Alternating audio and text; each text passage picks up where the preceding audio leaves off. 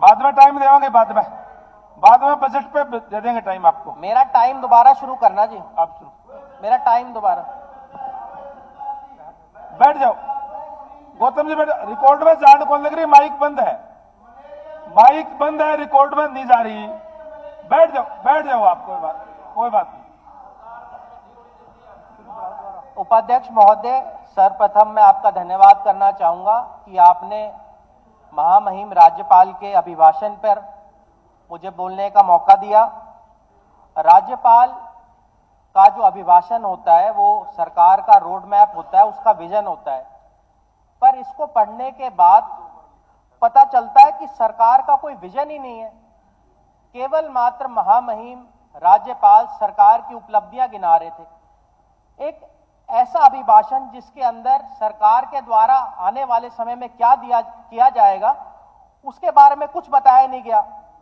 एक गाना है भक्त का चश्मा, उसके अंदर दिखाया जाता है कि किस तरह से एक चश्मा पहना दिया जाता है और सबको विकास नजर आता है, पर कितने आप भक्त के चश्मे लोगों को पहनाएंगे? आज हमारा जो प्रदेश है वो जानता है कि क्या हालात आज प्रदेश के हैं। आज भ्रष्टाचार किस चरम पर पहुंच गया है, बेरोजगारी किस तरह से पूरे हरियाणा के अंदर नंबर 1 हो गया है। आप देखिए, इस अभिभाषण को पढ़ने के बाद ऐसा प्रतीत हो रहा है जैसे हरियाणा के अंदर रामराज है, पर अगर आप देखेंगे प्रदेश के अंदर हर दूसरे दिन किसी ना किसी हमारी बेटी के साथ बलात्कार हो रहा है, कहीं मर्डर हो रहा है, कहीं किडनैपिंग हो रही है। देखिए, आपने जो अभिभाषण पढ़ा, ना सरकार की तरफ से बताया गया कि कोई नई यूनिवर्सिटी बनेगी प्रदेश के अंदर, ना बताया गया कि कोई नया मेडिकल कॉलेज बनेगा, ना बताया गया कि कोई पावर प्लांट बनेगा, ना बताया गया कोई आईएमटी बनाई गई, ना बताया गया कि किस तरह से इन्वेस्टमेंट आएगी प्रदेश के अंदर, नए रोजगार के अवसर कैसे मिलेंगे प्रदेश के अंदर, ना इसको बताया गया। सरकार का नारा है सबका साथ सबका विकास, पर पिछले 4 सालों में हम सब लोगों ने देखा है कि क्या विकास इस प्रदेश के अंदर हुआ है। आप जब प्रदेश के अंदर जाएंगे तो यह बताना मुश्किल है कि गड्ढों में सड़क है या सड़क में गड्ढे हैं।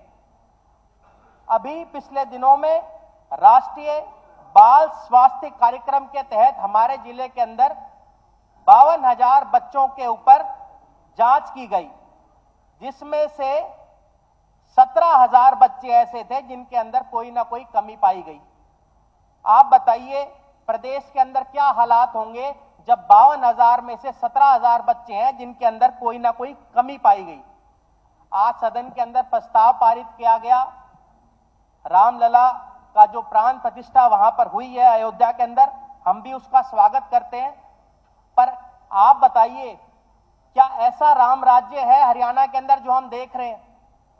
मर्यादा पुरुषोत्तम राम के समय के अंदर राज्य के अंदर एक ऐसी शासक थी जहां पर सब लोगों को समान रूप से देखा जाता था, धर्म के नाम के ऊपर, जाति के नाम पर किसी को बांटा नहीं जाता था। आज प्रदेश के अंदर क्या हालात हैं ये हम सब जानते हैं। सरकार का नारा है बेटी बचाओ बेटी पढ़ाओ, पर आज सरकार के अंदर बेटियों के साथ क्या हो रहा है ये हमारा एनसीआरबी का डाटा बताता है। आज हरियाणा प्रदेश पूरे देश भर के अंदर सबसे असुरक्षित प्रदेश है। ये हम सब लोगों के लिए बड़े शर्म की बात है, और हम कैसे भूल सकते हैं अभी हमारी स्कूल की बच्चों के साथ जो जींद और कैथल के अंदर हुआ।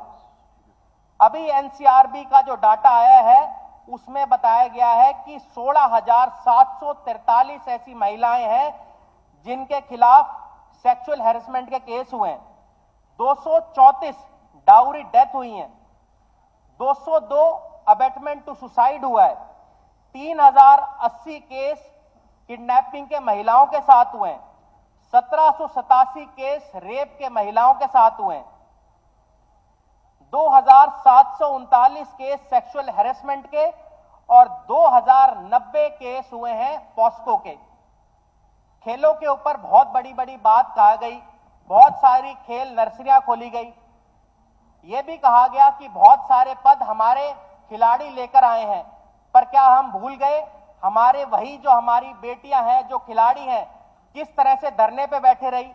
क्या हम लोगों के लिए शर्म की बात नहीं है कि एक ऐसा प्रदेश जो सबसे ज्यादा पद लेके आता है, वहां के मंत्री के ऊपर इतने गंभीर आरोप है और आज तक उसका इस्तीफा नहीं लिया गया? क्या हम सब लोगों के लिए शर्म की बात नहीं है? अस्पतालों की बहुत सारी बातें की गई कि बहुत सारे अस्पताल खोले गए हैं। एम्स रेवाड़ी की भी चर्चा वहां पर हुई कि अभी प्रधानमंत्री जी जब रेवाड़ी आए थे, एम्स की घोषणा वो करके गए। मैं बधाई देना चाहूंगा एम्स संघर्ष समिति का, जिनकी बहुत लंबी लड़ाई और उस इलाके का बहुत लंबा संघर्ष था। जब 2015 के अंदर मुख्यमंत्री जी ने घोषणा की थी एम्स की, 2019 में प्रधानमंत्री ने घोषणा करी, उसके बाद भी 2024 के अंदर कहीं जाकर उसकी आधारशिला रखी जा रही है। तो आप भली बात ही समझ सकते हैं कि वो कब बन के तैयार होगा। आप देखिए, माजरा स्वराज में मेडिकल कॉलेज बनना था, हर जिले में मेडिकल कॉलेज की जो बात हुई थी वो मेडिकल कॉलेज अब तक नहीं बना।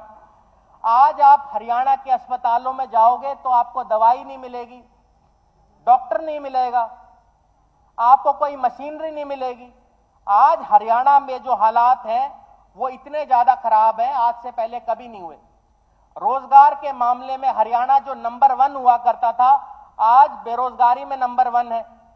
ये तो खुद केंद्र सरकार ने माना है कि हरियाणा के अंदर 3 गुना बेरोजगारी 2013 से और अब बढ़ी है। सीएमआई का जो डाटा आता है हर वर्ष, उसके अंदर हरियाणा हमेशा नंबर 1 होता है। और आपका ही जो डाटा है उसके अंदर भी 9.1 बेरोजगारी दर हरियाणा के अंदर है और देश के अंदर 4.1 है। तो हम दुगने दर के ऊपर बेरोजगारी के अंदर है। ये हरियाणा वही हरियाणा है जो बिल्कुल साथ दिल्ली के लगता हुआ है और वहां ऐसी हालात है, ये हमारे लिए बहुत शर्म की बात है। आप लोगों ने कौशल रोजगार निगम की शुरुआत कर दी। पहले ठेकेदारी सिस्टम प्राइवेट लोग करा करते थे, अब सरकार ने ठेकेदारी सिस्टम करनी शुरू कर दी है। पहले युवाओं को रोजगार मिलने का होता था कि सरकारी नौकरी मिल जाएगी, आपने उसको बंद करने का काम किया। आप लोगों ने बहुत पोर्टल की बड़ाई करी कि पोर्टल खुलने से लोगों को बहुत फायदा हुआ है। ज्यादा समय नहीं बचा हुआ है, 6-8 महीने में जब आप चुनाव में जाएंगे लोगों से, तो लोग आपको कहेंगे पोर्टल के ऊपर ही वोट ले लो, हमारे पास क्यों आए हो। फैमिली आईडी, प्रॉपर्टी आईडी के नाम पर जो लोगों को आप लाइनों में लगवा रहे हो, इसका जवाब आने वाले समय के अंदर जनता आपको देगी। आज आप देखिए, सरकार कहती है कि हमने बहुत रोजगार दिए। अगर इतने ही आप लोगों ने रोजगार दिए होते तो आज हमारे युवाओं को आप जहां लड़ाई चल रही है इजराइल, वहां भेजने का काम क्यों कर रहे हो? क्या हरियाणा के अंदर रोजगार कम पड़ गए जो हम लोग बाहर भेज रहे हैं? और ये तो हमारे लिए कितनी बड़ी बात है कि पहले लोग हरियाणा में आए करते थे रोजगार के लिए, आज बिहार जैसे क्षेत्रों के अंदर भी लोग जा रहे हैं रोजगार के लिए। ये भली बात ही समझाता है कि क्या आज हालात हो गए। डुंकी रूट को तो आप लोग खुद इस बात को मानते हो कि कितने हरियाणा के युवा हैं। मेरे 8 मिनट से डंकी के जरिए किसान कल्याण की यहाँ बात कही, आखिरी है। बलराज कुंडू जी।